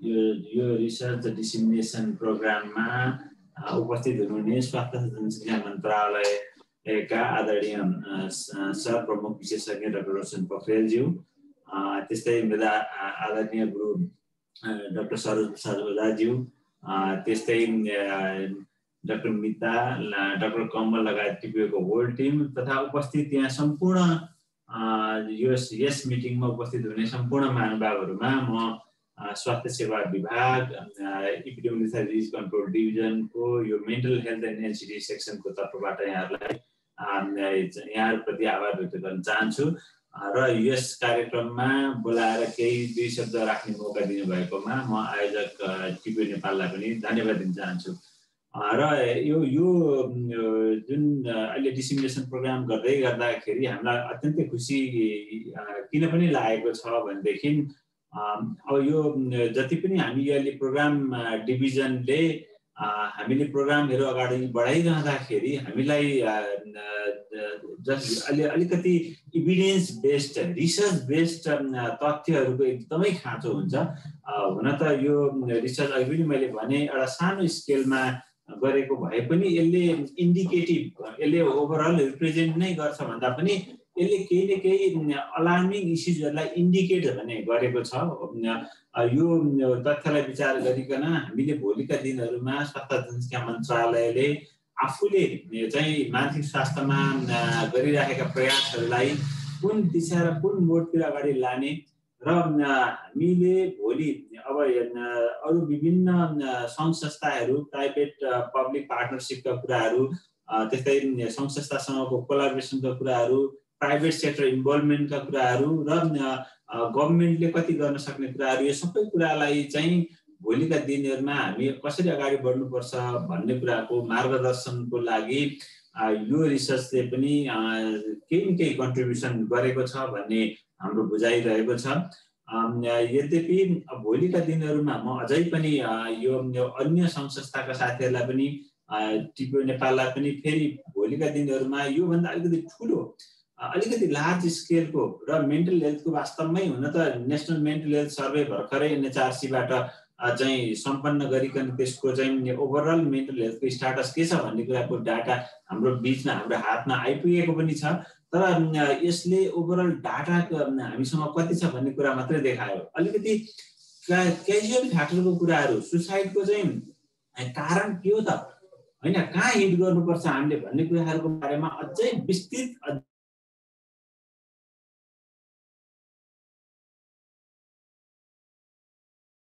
भोलिको दिनहरूमा चाहिँ यो अलिकति मेन पोजिटिभ के हो कारण के हो भन्ने कुराको चाहिँ अलिकति क्वालिटेटिभ डाटामा पनि अब सम्बन्धित जस्तै पीडित र बिरामीहरूकै इन्टरभ्यूहरू चाहिँ अलिक बढी त्यस्तो खालको चाहिँ अलिक बढी रियलिस्टिक सिनारियो र कन्टेक्स्ट आउँछ कि त्यो खालको चाहिँ भोलिका दिनहरूमा रिसर्च गर्न म यहाँहरूलाई आह्वान पनि गर्दछु यद्यपि यो एउटा सानो स्केलमा भएको रिसर्च यसले पनि इन्डिकेटिभ रूपमा अघि मैले भने हामीलाई केही न केही एउटा रिकमेन्डेसन्स दिएको छ यहाँले दिएको रिकमेन्डेसन्समा हामी पक्कै पनि सम्बन्धित हामी चाहिँ यो प्रोग्राम डिभिजन भएको कारणले गर्दाखेरि हामीले यहाँले दिएको रिकमेन्डेसनमा हामी भोलि स्वास्थ्य जनसङ्ख्या मन्त्रालयसँग यी इस्युजहरूमा चाहिँ हरेक स्टेपमा चाहिँ हामीले यी कुराहरूलाई अगाडि बढाएर यी कुराहरूलाई चाहिँ एड्रेस गर्ने गरेका प्रोग्रामहरूलाई अगाडि चाहिँ लाने कुराको चाहिँ यहाँहरूसँग कमिटमेन्ट पनि यो फोरममा म राख्न चाहन्छु र टिपी नेपाललाई धेरै धेरै धन्यवाद दिन चाहन्छु भोलि मन्त्रालयको यसका कुराहरू त अब अहिले हाम्रो प्रमुख विशेषज्यूले पक्कै राख्नु नै हुनेछ र अघि हाम्रो मातृका सरले एउटा क्वेरिज राख्नुभयो हुन त यो अहिलेको यो मिटिङ भनेको यो रिसर्चसँग रिलेटेड र रिसर्चले चाहिँ ल्याएका फाइन्डिङ्सहरूमा आफ्नो प्रतिक्रिया राख्ने समय होला अब यही मौका पारेर हुन त एउटा राम्रो कुनै पनि गुड इनिसिएसन गुड डिस्कसन कुनै पनि गुड थट चाहिँ कुनै पनि फोरममा राख्दाखेरि त्यसले नराम्रो गर्ने कुरा केही हुँदैन यहाँहरू सबैजनालाई अवगतै छ हामी सम्बन्धित डिभिजनले स्वास्थ्य जनसङ्ख्या मन्त्रालयले अहिले पछिल्ला चाहिँ दिनहरूमा विशेष गरेर प्रधानमन्त्रीज्यूको जुन एउटा डिस्कसन छलफल र उहाँको निर्देशन पछाडि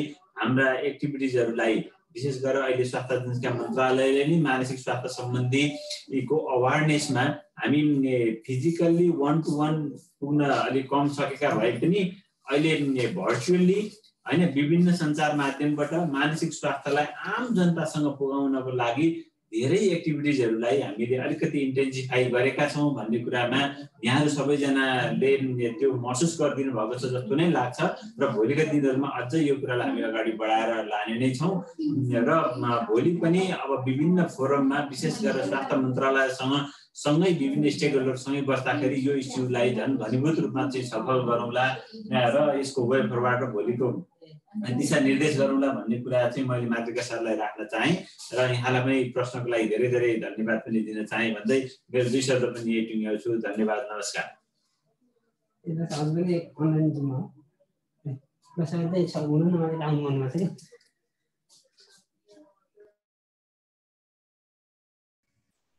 Vivaji, you are muted. So sorry. यहाँको भ्यालुएबल रिमार्क्स राख्नु भएकोमा डाक्टर फरेन्द्र बरालज्यूलाई चाहिँ म धेरै धेरै धन्यवाद दिन चाहन्छु। यसपछि आफ्नो छोटो मन्तव्यको लागि म डाक्टर सरोज प्रसाद ओझाज्यूलाई चाहिँ अनुरोध गर्न चाहन्छु। धन्यवाद विभाजी। आजको यस कार्यक्रमको चेयरपर्सन डाक्टर नीता राणाज्यू, her excellency ambassador Australian ambassador Nepal, Dr. Roshan Pokhrel, Chief Specialist from Ministry of Health and Population, Dr. Phanindra Baral, EDCD Bato, and all ladies and gentlemen. First of all, TPOK team, Dr. Kamal, Suraj Koiralaji, entire team, thank you very much. Especially suicide, study on suicide during COVID-19 pandemic in Nepal. इसको स्टडीमा जुन एउटा assessment of suicide and self harm during कोभिड-19 भनेर ल्याउनु भयो। Specially doctor कमलले research फाइन्डिङमा भनेका कुराहरू, every year suicide is increasing in Nepal, reported होला, अवेरनेस होला। त्यसमाथि पनि during lockdown suicide is 19% increase भनेर जुन भन्नुभयो। अनि त्यसमाथि उहाँको प्रेजेन्टेसनमा anxiety, depression and fear are the most commonly reported symptoms. And mental health problems are increasing, especially frustration are increasing, stress factors are increasing, sadness, loneliness increasing, and chronic mental health problems are increasing, substance use disorder are increasing. We are here together. Especially 10 September मा हामीले suicide prevention day मनायौं र यो साल र last year को theme पनि त working together to prevent suicide भन्ने थियो र working together. So are we working together? यो धेरै ठूलो प्रश्न छ, स्पेशली टु प्रिभेन्ट सुसाइड। हामी साच्चै नै डिफरेन्ट स्टेक होल्डर, मातृकाजीलाई भन्नुभयो, there are so many stakeholders हामीहरु छौं। हामी सबै नै के हामी वर्किङ टुगेदर उसमा अम्ब्रेलामा छौ कि छैन? त्यसमाथि पनि स्पेशली कोभिड-19 ले जुन किसिमको एउटा increase of suicide, specially because of social isolation, financial crisis, little access to the community support, barriers to the treatment, there are so many things, risk फ्याक्टरहरू छ। र त्यसमाथि पनि सबभन्दा ठुलो फ्याक्टर भनेको सुसाइड प्रिभेन्सनमा silence and stigma. In one and silence, nobody, मानिसहरूले they don't want to disclose, किन भन्दाखेरि हाम्रो जस्तो देशमा चाहिँ suicide illegal, is it illegal, attempted suicide is it illegal, मानिसहरुमा आफ्नै किसिमको भ्रमहरू छ। त्यसमाथि पनि stigma, because the main cause of suicide is the mental health problem हो, स्पेशली डिप्रेसन हो। र मेन्टल हेल्थ प्रब्लममा पनि there are plenty of stigma हाम्रो जस्तो कन्ट्रीमा छ, जसले चाहिँ हामीले दे आर प्रिभेन्टिङ सुसाइड। यो अवस्थामा चाहिँ आज हामीहरूलाई टिपिओ नेपालबाट एउटा जे जस्तो भए पनि एउटा research finding, research is research, ठुलो होस् सानो होस्, दिस इज द फ्याक्ट। त्यसलाई हामीले स्वीकार्नुपर्छ। र जहिले पनि म पोलिसी मेकर्सहरू, गभर्नमेन्ट स्टेक होल्डरहरूसँग अथवा चाहिँ मिडियासँग कुरा गर्दाखेरि हामीले एउटा फ्याक्टलाई अगाडि ल्याउनु पर्ने हुन्छ। र त्यो फ्याक्टको हिसाबमा आज जे भए पनि कन्ट्रीको लागि डाक्टर फणेन्द्र बरालले भनिसक्नुभयो, सानो रिसर्च भए पनि तर यसको एउटा आफ्नै किसिमको इम्प्याक्टहरू कन्ट्रीलाई छ। त्यो कारणले गर्दाखेरि आज हामीहरू यहाँ जम्मा भएका छौँ। यसको लागि म यसको लागि म चाहिँ टिपिओ नेपाललाई धेरै धन्यवाद दिन चाहन्छु र म स्पेसली हाम्रो chief specialist doctor Roshan Pokharel minister health and पपुलेसनबाट हुनुहुन्छ। मलाई के लाग्छ भन्दाखेरि हामी साँच्चै नै यसरी सुसाइडलाई प्रिभेन्सन गर्ने हो, सुसाइडलाई हामीले डिक्रिज गर्ने हो भने we need the coordination collaborations of multiple factors. यो खालि मिनिस्ट्री अफ हेल्थ मात्र होइन कि या इन्टर मिनिस्ट्रियल कोलाबोरेसनहरू, ministry of education, labour, agriculture, justice, law, defence, so many छ, इन्क्लुडिङ मिडिया, यो सबै स्टेक होल्डरहरूलाई चाहिँ हामीहरूले गभर्मेन्टले should take comprehensive multisectoral suicide prevention स्ट्राटेजीमा लानुपर्छ। तर अनफर्चुनेटली मैले भन्नु पर्यो भने कन्ट्री लाइक नेपालमा चाहिँ, नेपाल जस्तै लो एन्ड मिडल इन्कम कन्ट्रिजमा suicide prevention is given a low priority from the government sides, even from the public sides also. तर मलाई के लाग्छ भने माई 20 years एक्सपिरियन्समा मैले के बुझ्छु भने suicide is public health issues, is largely preventable पनि हो। त्यसैले it is the responsibility of the governments and the civil society, हामी सबैजना मिलेर वर्किङ टुगेदर होइन टु डिक्रिज सुसाइड गर्ने हो भने we need a concrete plan, implementation plan चाहिन्छ। So what I request from यो आजको यो उसबाट चाहिँ म के रिक्वेस्ट गर्न चाहन्छु भन्दाखेरि गभर्मेन्टले लिडरसिप लिनुपर्छ र हामी सबै स्टेक होल्डरको पार्टिसिपेसनले, हामी कम्युनिटी, हामी सिभिल सोसाइटी, हामी टेक्निकल पर्सन, हामी सबैजना मिलेर चाहिँ हामीले सुसाइडलाई प्रिभेन्सन गर्न, सुसाइडको नम्बरलाई घटाउनको लागि हामी मिल्नुपर्छ। र त्यसको लागि मलाई के लाग्छ भन्दाखेरि हाम्रो देशमा चाहिँ suicide prevention national suicide prevention strategy आउनुपर्छ र यसको लागि चाहिँ पोलिटिकल एजेन्डा बनाउनुपर्छ भने पनि, बिकज यो सबै चिज कति कुरा लिगलसँग सम्बन्धित, कति कुरा पार्लियामेन्टसँग सम्बन्धित कुरा होला, कति कुरा क्याबिनेटसँग सम्बन्धित भएको हुनाले यसलाई एउटा पोलिटिकल एजेन्डाको रूपमा लगेर चाहिँ सबै स्टेक होल्डरले यसलाई चाहिँ स्वीकार्यो भने आई थिङ्क कमिङ डेजमा चाहिँ एउटा नेसनल सुसाइड प्रिभेन्सन स्ट्राटेजी पनि आउला, जसले गर्दाखेरि हाम्रा यी नेपाली दाजुभाइ दिदीबहिनीहरू जो चाहिँ अकालमा यङ एजमा सुसाइडबाट चाहिँ मृत्युवरण गरेको छ र एटेम्प्टेड सुसाइडको कारणले गर्दाखेरि सर्भिस नपाएर कति हाम्रा नेपाली युवा युवतीहरूको चाहिँ सर्भिसविहीन भएको अवस्था छ, यी सबै कुराले मध्यनजर राखेर चाहिँ हामीले आजको रिसर्च फाइन्डिङबाट केही कुरा सिकेर आउने दिनमा चाहिँ यो mental health programme, mental health सर्भिसलाई चाहिँ सोसाइटीमा पुर्याउने, पब्लिक अवेरनेस गर्ने, ह्युमन रिसोर्सको डेभलपमेन्टहरूमा अलिक मोर फोकस गर्ने र कडा मानसिक रोगलाई चाहिँ साँच्चै नै लिगल्ली प्रोटेक्सन गरेर चाहिँ हाम्रो देशमा मेन्टल हेल्थ सर्भिसलाई अगाडि बढाउनुपर्छ जस्तो लाग्छ। र once again thank you very much TPO नेपालका सम्पूर्ण साथीहरूलाई यो समय दिनुभएकोमा। हस्, थ्याङ्क यू, नमस्कार। Thank you, Dr. Saurabh Ojala. Suicide is a public health issue, and yes, it is largely preventable. र यसको लागि चाहिँ हामीले डिफ्रेन्ट स्ट्र्याटेजिजहरू बनाउन जरुरी छ र यसलाई प्रिभेन्ट गर्नलाई चाहिँ के कस्ता कामहरू गर्नुपर्छ भनेर फोकस गरिदिनु भएकोमा चाहिँ म डाक्टर सरोज ओझालाई चाहिँ धेरै धेरै धन्यवाद दिन चाहन्छु। र अब हामीसँग हुनुहुन्छ साइकाट्रिस्ट एसोसिएसन अफ नेपालको प्रेसिडेन्ट डाक्टर सुदर्शन नरसिंह प्रधान। म उहाँलाई चाहिँ आफ्नो छोटो मन्तव्य राख्नको लागि चाहिँ अनुरोध गर्न चाहन्छु।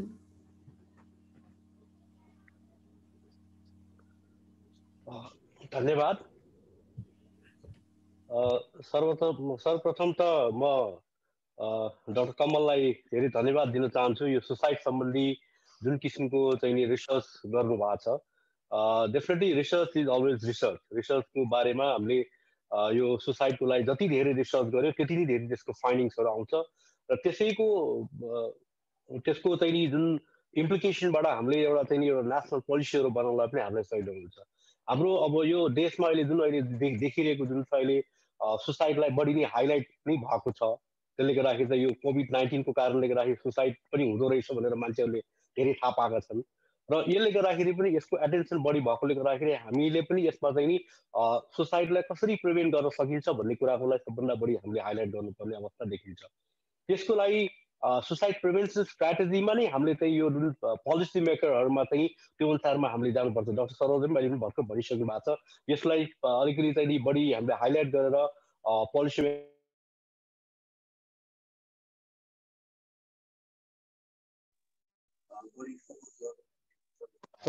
यसको लागि चाहिँ नि हामीले बरु एउटा चाहिँ कम्प्रिहेन्सिभ प्याकेजहरू हामीले गरेर कुनै किसिमको चाहिँ जुन एउटा चाहिँ सेमिनारहरू गरेर यसलाई चाहिँ कसरी चाहिँ नि यो पोलिसी लेभलमा लगेर माथि पोलिटिकल लेभलमा लाग्न सकिन्छ, त्यसबाट चाहिँ हामीले चाहिँ धेरै ध्यान दिनुपर्छ जस्तो लाग्छ। यदि गऱ्यौँ भने चाहिँ हामीले डेफिनेटली अहिले हाम्रो जस्तो देशमा सुसाइड प्रिभेन्सन स्ट्राटेजीको लागि चाहिँ धेरै नै कम समय, धेरै नै कम चाहिँ नि विचारहरू, धेरै नै कम मात्रामा चाहिँ नि डिस्कसनहरू हुने भएकोले गर्दाखेरि यसलाई बढी से बढी हामीले चाहिँ फोकसमा लाग्न सक्यौँ भने यसले धेरै नै चाहिँ राम्रो प्रभाव पर्छ जस्तो लाग्छ।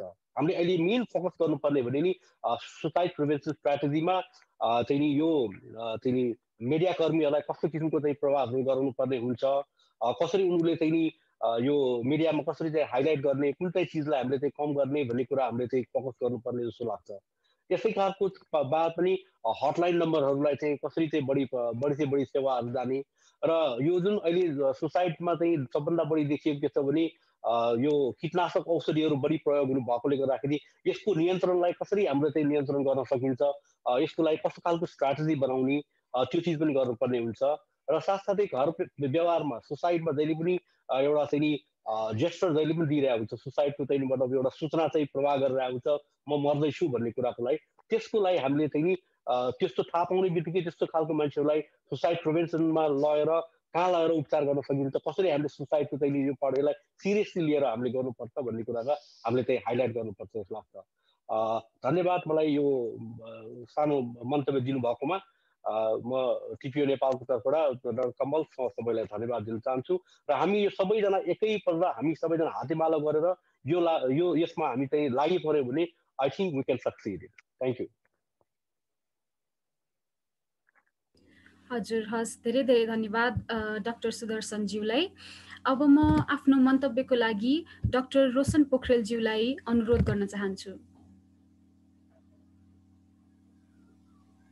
धन्यवाद कार्यक्रम सञ्चालक बहिनी। धन्यवाद कार्यक्रम सञ्चालिका बहिनी।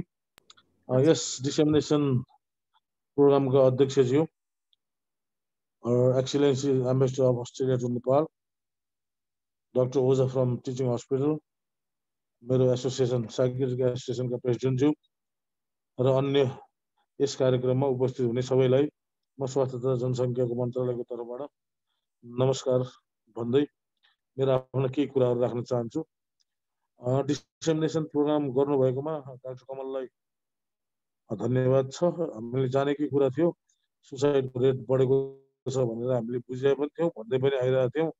त्यसलाई तपाईँले एउटा रिसर्चको माध्यमबाट सानै रिसर्च भए पनि त्यसलाई अथेन्टिकेट गरिदिनु भएकोमा टिपिओ नेपाल र त्यसका साझेदार संस्थाहरूलाई धन्यवाद दिन चाहन्छु। अर्को कुरा के देखियो भने यहाँ अरू कुराहरू पनि आयो।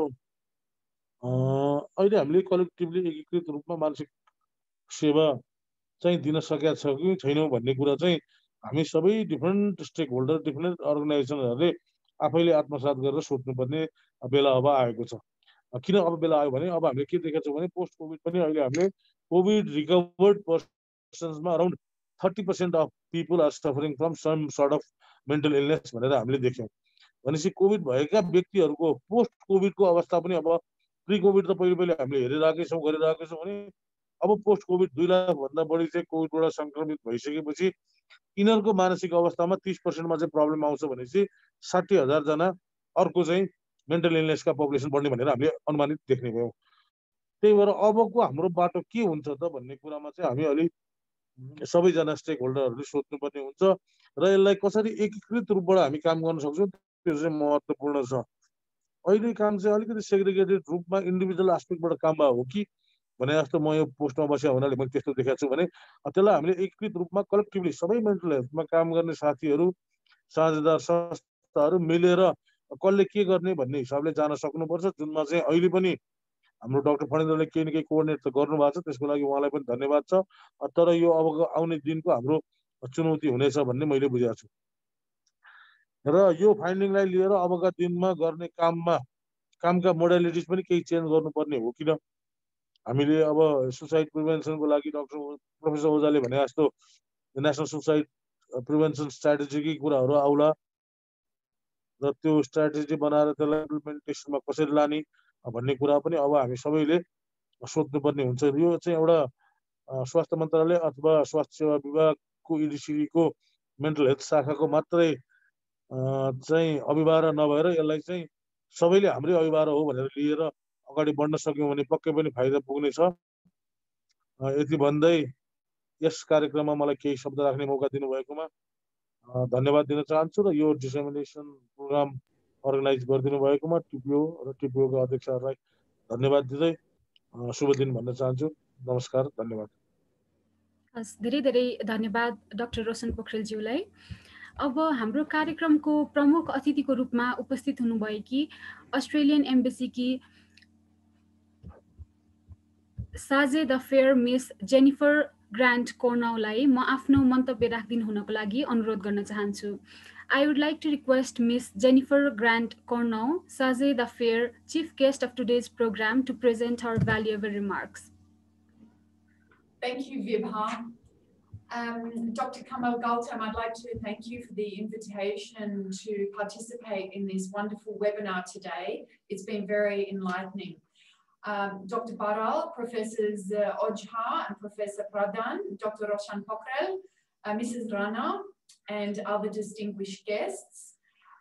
This has been a very important partnership for us with TPO as we were originally looking at funding your project and discussing with Ms. Parvati.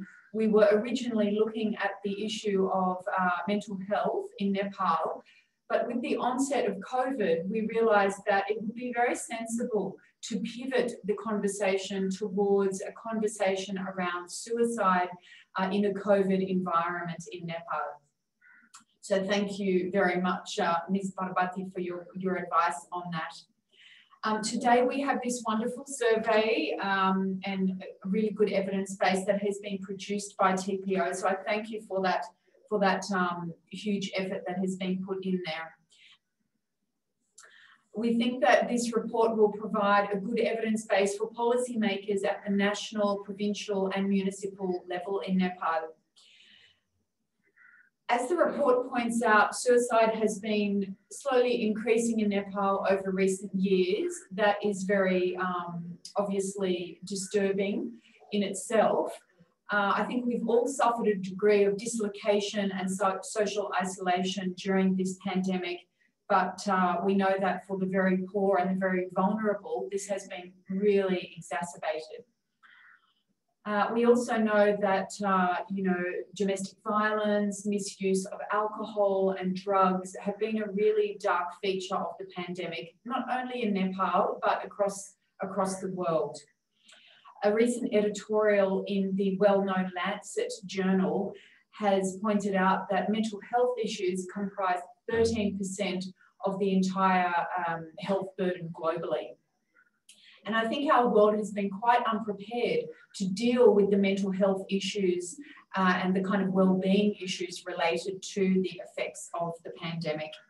We also had another recent survey by the World Health Organization, a survey of 130 countries, that showed that there has been a real disruption in mental health services as a result of the pandemic. And as I said earlier, the particular impact is really on children, adolescents, vulnerable women who are pregnant or postnatal. And I think the results of this survey probably echo those global findings. So we know that our ability to respond and recover from this pandemic is, of course, going to be about finding an effective vaccine.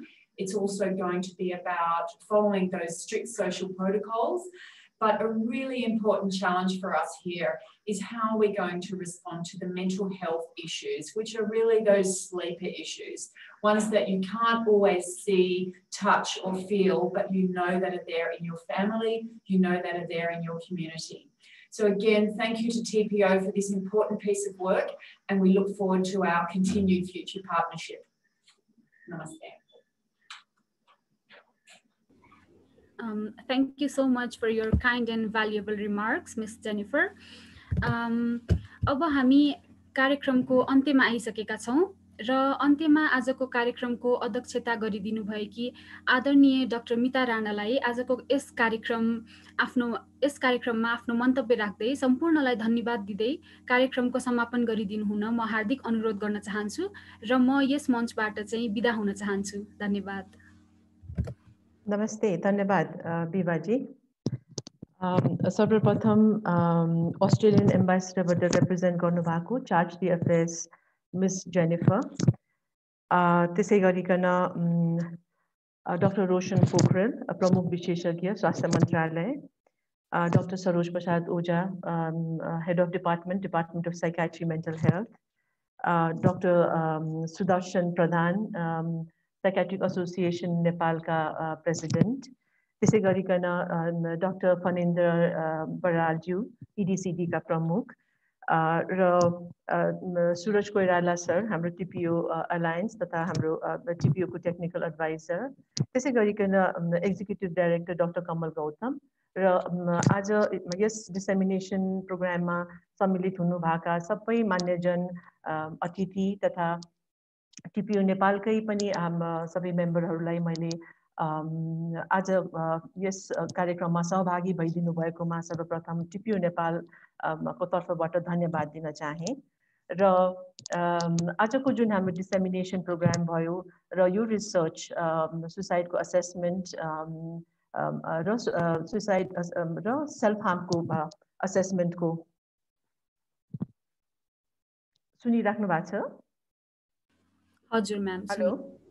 हजुर हजुर सुनिरहेछौँ ma'am. सुनिरहेछौँ ma'am हामीले। Hello.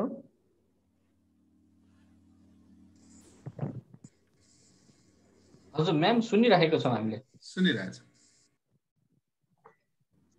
Hello, सुनिएको छ? I'm so sorry. हजुर ma'am सुनिरहेको। So sorry, एकछिन मेरो त्यो कनेक्सनमा अलिकति प्रब्लम भएछ। सो सर्वप्रथम त डाक्टर कमल गौतम र उहाँको को रिसर्चर हुनुहुन्छ रिमाल सर, होइन, तपाईँहरूलाई धन्यवाद र कङ्ग्रेचुलेसन्स भन्न चाहेँ, होइन, तपाईँहरूको मेहनतको लागि।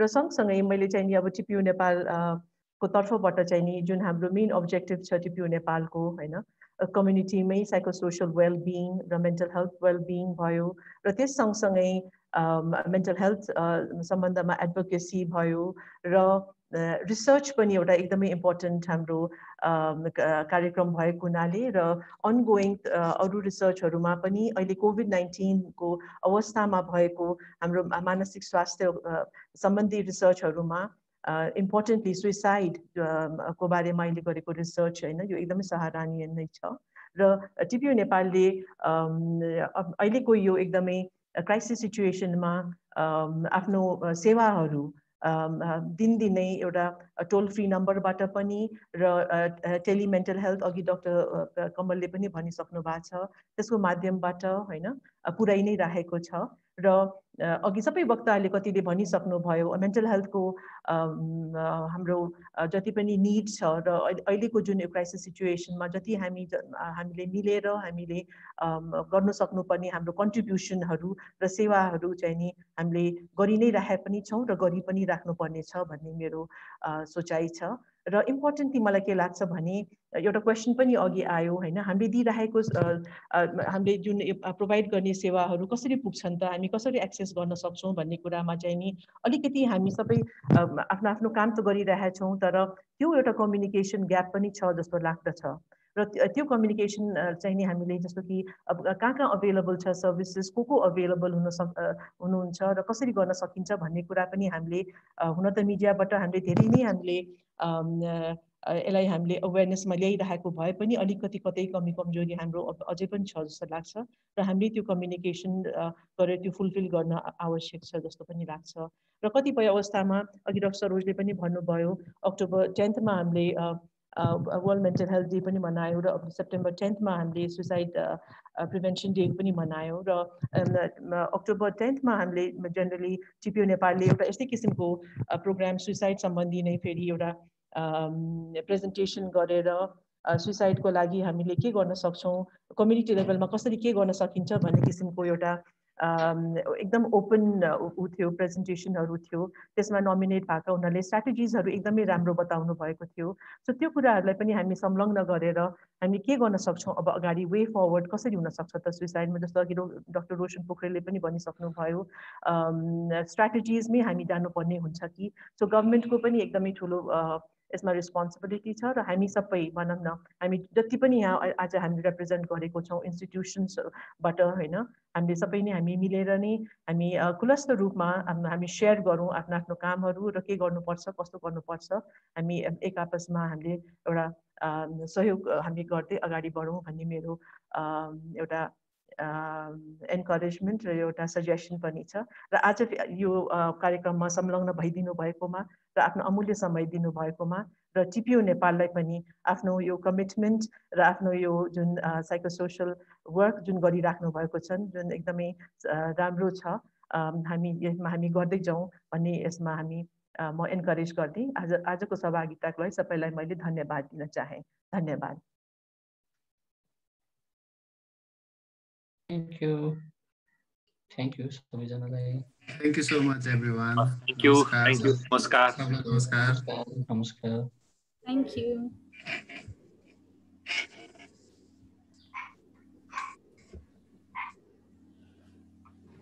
धन्यवाद। नमस्कार।